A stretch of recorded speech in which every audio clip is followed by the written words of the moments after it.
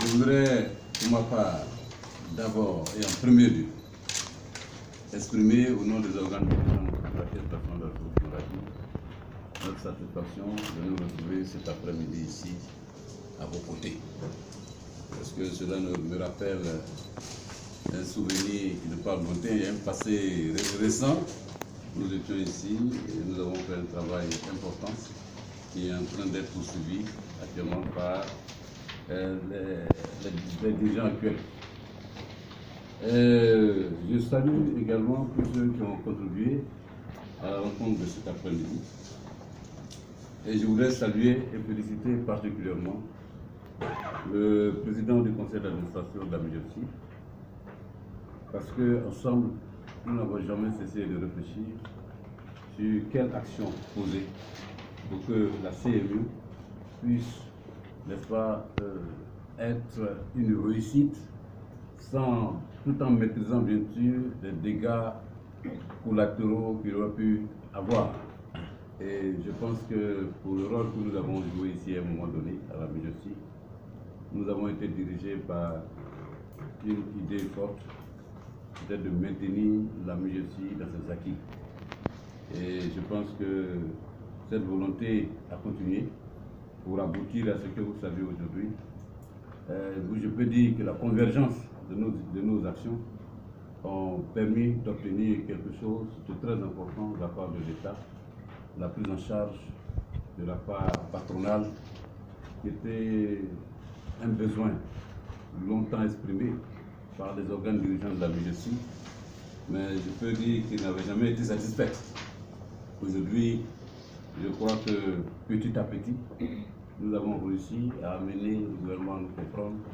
Et comme vous le savez, je crois qu'il y a un décret qui a été pris et qui consacre la prise en charge de la période de carence d'abord, la prise en charge de la part patronale de l'État du Côte d'Ivoire en faveur des travailleurs, en faveur des fonctionnaires agents de l'État. Je pense que c'est une étape très importante. Ceci dit, en plus donc des prestations habituelles dont bénéficiaient jusqu'alors les adhérents de la MIJOSI et leurs ayants droit, la CMU permettra à ceux-ci, à partir du 1er octobre, de bénéficier d'autres prestations, notamment les consultations et certains examens de laboratoire, des actes de chirurgie, les soins bucco-dentaires et certains cas d'hospitalisation. Le président vient de le dire, et ces prestations supplémentaires, les fonctionnaires auront droit à cela sans qu'ils puissent payer des cotisations additionnelles.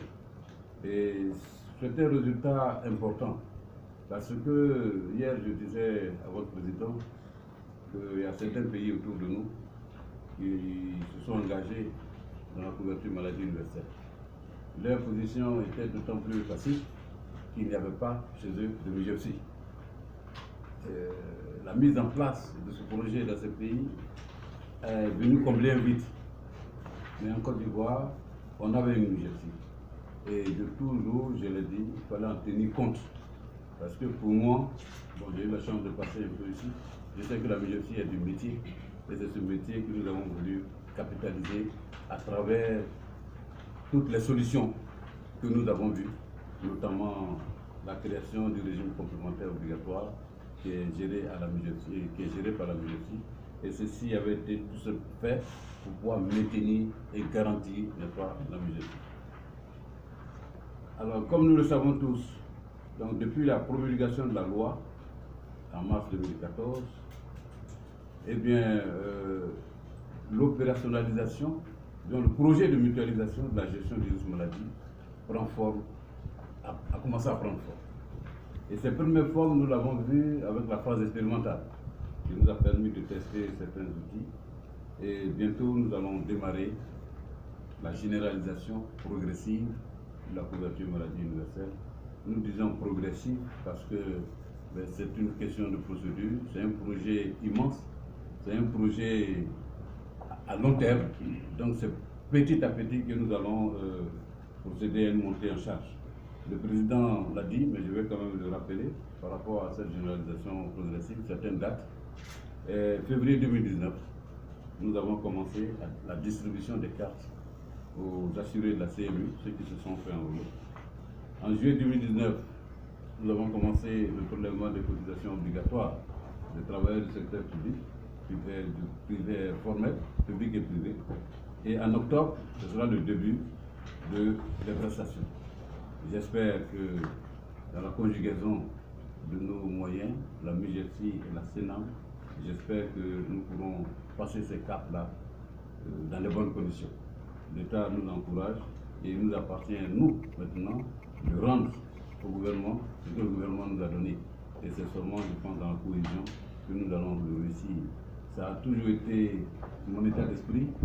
Je veux le partager avec la nouvelle équipe dirigeante de la MUGEPSI, mais je ne doute pas, parce que cette nouvelle équipe dirigeante, ben moi, je les connais tous depuis de longues années.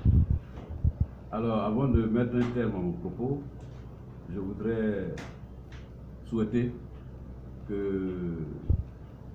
nos techniciens doivent se rencontrer. Ils ont des propositions à nous faire. Je pense que ces propositions-là nous permettront d'amorcer la généralisation progressive de la CMU dans le secteur public sans trop d'accro. Je pense qu'il n'y aura pas d'accro. Et ensemble, je pense qu'on va réussir à mettre en place ce projet phare du gouvernement, qui est la couverture maladie universelle, pour le bonheur, bien sûr, de l'ensemble de nos populations. Merci beaucoup.